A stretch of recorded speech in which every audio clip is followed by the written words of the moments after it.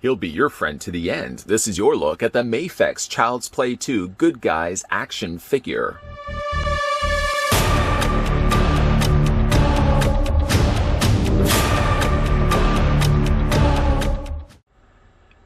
From the second installment of the Child's Play series, the Good Guys figures joins the MAFEX lineup. Standing just over 5 inches tall, the Good Guys figure is highly articulated and features a set of real fabric clothes.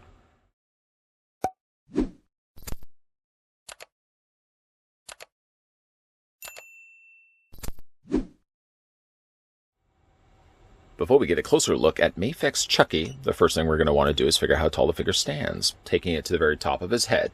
The figure stands almost 5 inches, 4.9 to be exact. Switching that to centimeters, then you're looking at the figure standing 12.4 centimeters tall. Just to show you how tall the MAFEX Chucky is, we'll bring in a couple of the other Chuckies that we've had a look at in the past. This is Retro Cloth Chucky. This was the retail release, not the regular Good Guy version that came packed with the Scream Factory release of Child's Play. And we can also go ahead and bring in the Ultimate Chucky. I feel like this is a figure that's long overdue. I really should go back and re-review Ultimate Chucky, but kind of give you an idea. MAFEX Chucky is about the same height as Retro Cloth, and considerably taller than the Ultimate Chucky, also released from NECA Toys. Checking out the accessories that come included with the MAFEX Chucky, or rather I should say MAFEX Good Guys, because nowhere on the box actually does it call it Chucky, unless it's in a different language. Everything that is in English clearly calls it just Good Guys figure. Rather interesting, because you normally expect to see Chucky somewhere on the box. Nonetheless, though, let's have a look at the accessories that come included with Chucky, and I'm actually rather impressed with the amount of stuff that MAFEX packed in with this Good Guy, starting first with the display stand. If you are somebody that collects, I know I don't do nearly enough of these, but if you are somebody that collects the MAFEX figures, you probably will instantly recognize this display stand. And so we pretty much have gotten it, I think, with all the other MAFEX releases. It has, first of all, it has 3 peg holes, so if you do want to move the adjustable neck, you can just remove that, unplug it. And like I said, you can plug it in different areas if you want. But let's keep it to the basics. If you have it right at the back here, it does have adjustable, hingeable hinges there. 3 knuckle screws, as you can see right there. Well, knuckle joints screwed in place with screws that allow the neck to move back and forth in 3 different places. And of course, you've got the waist clip that opens and closes to clamp around this Good Guy's waist. So I like the fact that they include that. We'll put that to the side for the time being. Laying down on the job, unfortunately, he comes also included with a Good Guys box. Pretty accurate to the box that we see in the movie, both in Child's Play 1, Child's Play 2, and I guess to some extent Child's Play 3 as well. Basically, every time somebody gifts a Good Guy to somebody, it tends to be inside this box. You can see Good Guys on the top. He wants you for a best friend, and all the various different career options that a Child's Play, well, Good Guy can pursue, like a cowboy, a soldier, a doctor, a baseball player, or a murderer of a babysitter. Well, that's not quite Child's Play 2. And you can see, again, some nice artwork there on the side. In case you are curious, yes, you can open up the box. In fact, when you do get the Good Guy out of the box, he's actually still inside of a box. No, I'm not posing a riddle. When you get him outside the box, he's still technically in that Good Guy's box, and then you go ahead and just remove the bottom half of this, and you just pull out the Good Guy from there. So it is a nice, providing I don't drop this, it's a nice way to, of course, display the figure if you want to display him just as a Good Guy. Let's go ahead and get that back in the box before, like I said, I would lose it. The thing about this box, unfortunately, like I said, it's laying down on the job because the bottom half of it is a little on the curved side. It's not completely flat, and as a result of it, it teeters, it totters, and it will fall down. It's not like a Weeble. Go ahead and move that to the side. Actually, we'll put that right over there. And then, of course, look at all the accessories that come included with the figure. And like I said, he does come with a lot. We'll start maybe with a hammer. Hammers are good for doing work around the house. It's also good for killing babysitters. You can see there's Good Guy labeled on the handle on both sides, although you have to correct then the hammer to see it on the other side. And this fits very comfortably in his hand. You'll have to take my word for it for the time being. He does also come included with his voodoo knife. You can see right there, with a nice skull detailing down below on the handle portion. And for the most part, a more all-red blade with just a little bit of silver there on the bottom. Always like the look of this knife. And again, that can also be held in his hand. Trust me, I'll get into that in a second. He also comes with a smaller knife, something again you can display with the figure if you want to. He comes included with his yardstick. And these are always nice, the fact that he comes included with this. Although this one does say good guys, you can see right on there. And that it is a yardstick. Not really, only good really for measuring him, not something you could use for measuring him yourself, because you'd probably need a couple of these. Well, you'd need a handful of these. So he comes included with that as well. Comes included with his bat.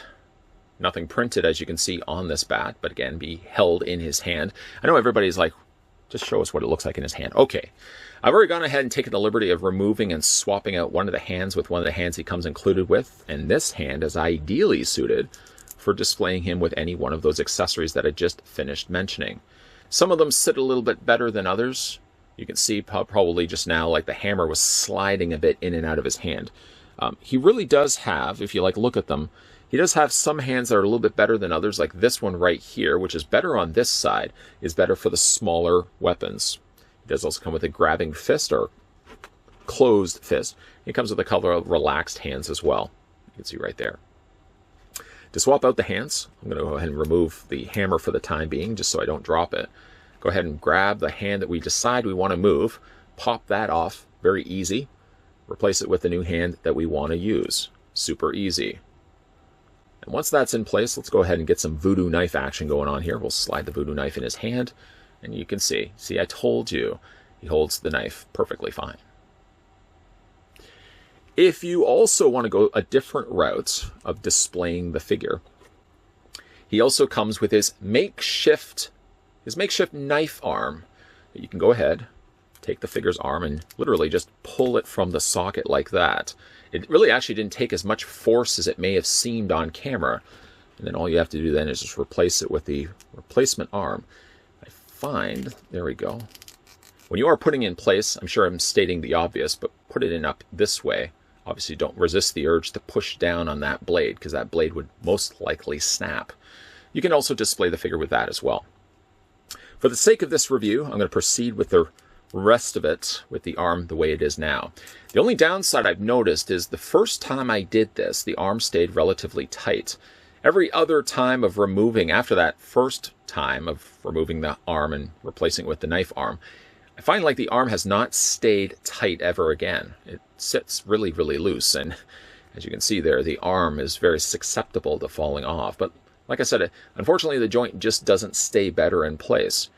I may actually just go the route of adding just a little bit of nail polish, or maybe just something to make that peg slightly bigger, and then that might guarantee that when I'm putting it back in his forearm, then the arm isn't going to fall off. The figure includes also 2 swappable heads and 4 swappable faceplates, 2 unique to each of the head sculpts. Before, of course, we have a look at those alternate faceplates and the alternate head, let's start with the one that gets, well, this is the head sculpt that you get when you get the figure out of the box. Still, yeah, that loose arm. Definitely going to have to fix that. But if you get this guy out of the box, this is immediately the head sculpt that you're treated to. Generally, for the most part, pretty good. I like the face sculpt. I like the freckles and the eyebrows that they painted on his face. And generally, it's a good-looking Chucky. Except for what I feel to be a very glaring, somewhat obvious-looking problem. I'll spin this around, and I'm sure many of you have already chimed in as to what you feel the problem could be with this Chucky. Proportions of his body? I don't think so. The fact that he does have a fabric costume? No, it's not that either. If you were to say, why does he have the hair the color of a penny? I would probably agree with you. It is the one thing that I find is too glaring of an issue with this particular Chucky. I get the idea that he's supposed to have orangey colored hair, but I certainly don't feel like he should have this metallic copper color that they ended up settling with. And while you may be thinking to yourself, well, maybe it's only just this particular head sculpt and faceplate option. No, it's the case with every single figure that we're going to be looking at, every single head sculpt. So get a good look quickly at the head sculpt here. Again, this is just your traditional good guy head sculpt. And again, I'm really happy with how it looked, except for the hair. If you do want to swap it out to one other head sculpt or one other face, I would advise probably removing the head first. This will cause Chucky to be running around without his head for the time being, but it is a lot easier, simply just because the head I find comes off way too easy. And then from there, it's a lot easier as well to remove the faceplate. Just put that to the side. We'll go ahead and pick up the other option available for this one. Now, one thing that's neat about the swappable one here is you'll see that there's actually little trackball joysticks on the inside where you can actually move Chucky's eyes. It's a little hard to kind of get in there, but you can move his eyes around. Now, the only downside to having these as two separately moving joysticks is the fact you're definitely going to have to make sure you get those all aligned, because if not, he's going to look a little cross-eyed. Now, it's only on this head sculpt, this face plate. If you look at the one that originally comes with the figure, it doesn't have that at all. It's not even an option that's available. But you can see the difference between the two. I think the face is about the same style of sculpting, except the mouth is different. And of course the eyes. I think the eyes are a little bit bigger on this one right here. But again, if you want to put that back in place, once you've got those tracked eyes in the right placement where you want it, then go ahead and just line these holes up, and the two center larger holes, and fit those into place just like that. Like that. There we go. And then from there, because this is, like I said, just a simple peg system, it's a lot easier just to then put the head back in place once you've decided which faceplate you want to go with. If you prefer your Chucky to be a little crazier, however, and I'm not just saying that because his eyes are all over the place, woof, you can also go with this head sculpt as well. Still the same problem, copper-colored hair. I'm not really sure what that's all about. But again, the same rule applies. Go ahead and just pop the head off, like so, put it to the side. Make sure, of course, that doesn't roll onto the floor like a meatball. And then you can go ahead and take this head sculpt, plug it into place the exact same way. And again, you get something a little bit more scarier in the way of Chucky. Well, I'm not just saying that for the fact that his eyes are slightly lopsided, but let's go ahead and just pop this off. I keep removing poor Chucky's head from his body here. I'm going to go ahead and remove this. I just want to fix these eyes, because these eyes aren't looking good. Bring this one up just a little bit. Just a little bit. How's that? I think I've made it worse. Let's bring that up a little bit. It's not bad. It's close. It's workable. But as you can see, when you take the two halves and you put it together, you get a much more dramatic head sculpt, and you get much zanier looking hair. Still doesn't fix the obvious problem of this metallic copper color hair. Still, I don't know what's going on with that. But I will admit, I think when it comes to displaying the figure, I'm probably going to go with the route more so like this. Or, again, you can go another swappable option. Instead of the grimmest face, this one sort of is more, I guess, laughing or smiling. He has certainly more visible teeth going this route. Again, works the exact same way. Pop that off, put it to the side, grab the replacement head again with the trackball joysticks on the inside to adjust those eyes. Line everything up, put it in place. Yeah, sadly, you're going to see a big visible line where the faceplate is clearly not the same as the rest of the head. There's really no way around that. But you get this head sculpt. I think of the options available, this one might be my favorite, just because it has the teeth and a little bit of tongue showing there as well. And then we'll go ahead and just pop that back into place. Literally, though, if it wasn't for the hair, I think the rest of the figure is perfect. It does have some, yes, issues where the arm continues to fall off. And for some strange reason, it's the same arm as the shoulder. The shoulder keeps popping off as well. Again, if you've been collecting these MAFEX figures, you sort of know by now that a lot of times when you are moving arms and stuff like that, sometimes the arms, yeah, will pop off the shoulder. But this is the first time, certainly, where I've had a lot of issues with the arm, and I think a lot of it can be contributed to the fact that I pulled that arm off that first time to replace it with the blade arm instead. That being said, let's get a closer look again at this head sculpt, which is my favorite, admittingly, of all the ones that we've looked at. As for the rest of his body, now all of this is plastic. His arms, his torso, and actually all the stuff underneath this is plastic. His shoes are also plastic, with the calling card of the good guy, as you can see there, on the soles. I do like the fact, the attention to detail, that they actually put that in there. But over top of that, the coveralls are real fabric. A real nice addition, and it gives you something different to look at. It also hides, really does a good job of hiding the joints, because everything is literally underneath all that. That's what it looks like on the back. There are, yes, some areas on the lower half here where you can clearly see it says UCS LLC. I'm sure it probably says something else in there as well. But it, unfortunately, on the back, though, just because of how low this rides, you can't avoid the fact that the lower half of his body really doesn't look finished or painted. You're probably not going to be displaying it from that side, but it's just there to show you what it looks like. I like the striping on his sleeves. Nice touch to that. Of course, accurate to the way it looks in the movie. And generally, the coveralls look pretty good, too.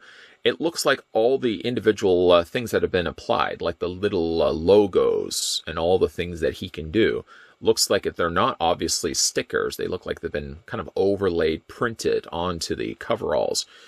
And then the bottom half, this is a much more denser sort of material than the rest of the coverall. This actually has like a little bit of give to it, where the bottom cuff, for example, is a much denser material. But it's still material, it's not plastic.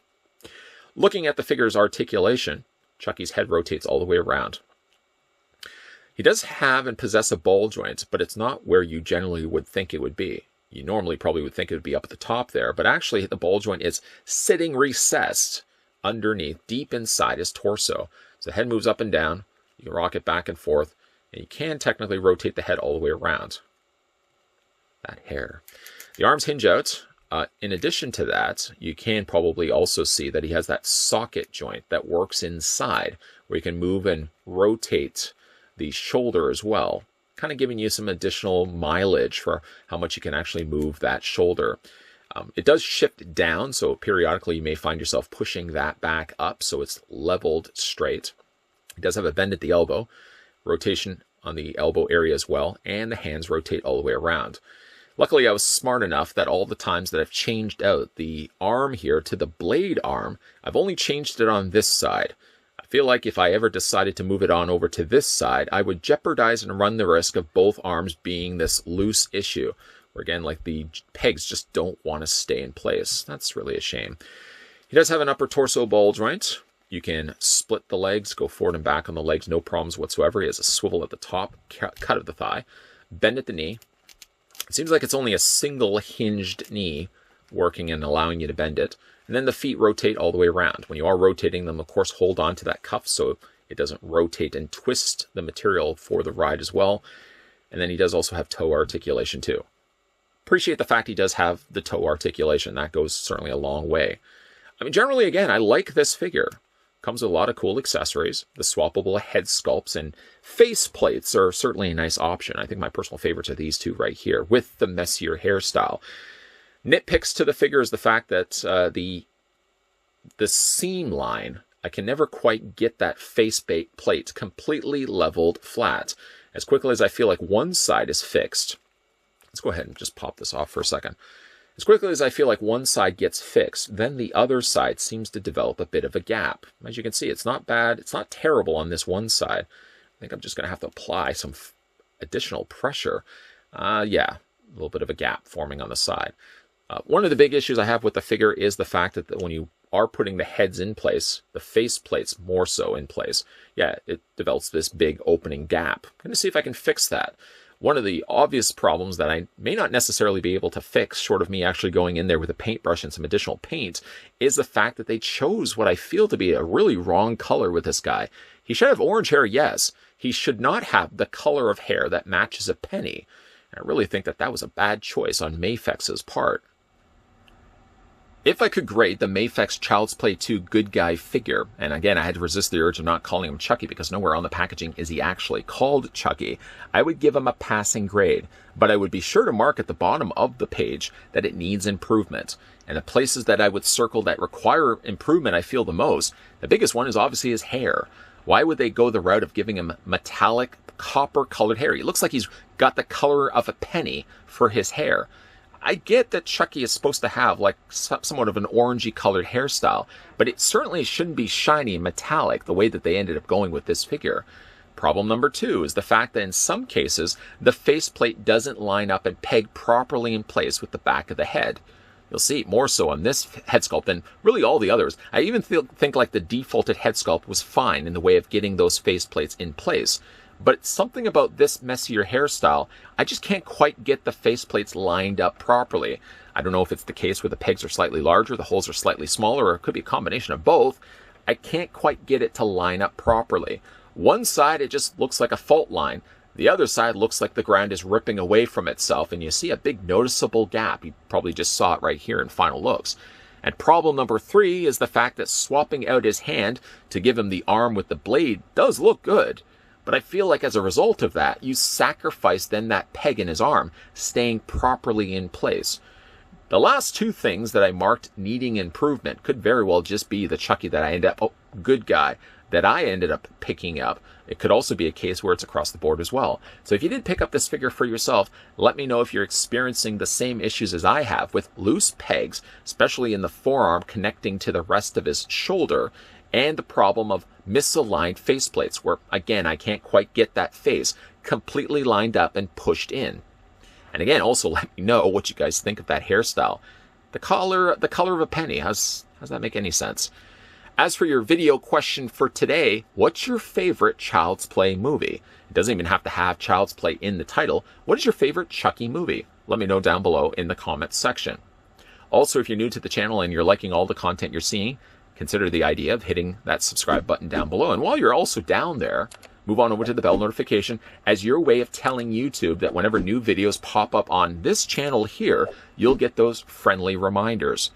As also a friendly reminder, just know that Monday to Friday, 12 p.m. and 2 p.m. Eastern Standard Time. That's right, Monday, Tuesday, Wednesday, Thursday, and Friday. 2 videos a day. Definitely that means that we're going to have a lot more videos coming your way. And you never know, maybe we may also look at some more Chucky figures also. So always keep your peepers peeled to this channel. And as always, thanks for watching. I'll see you guys next time.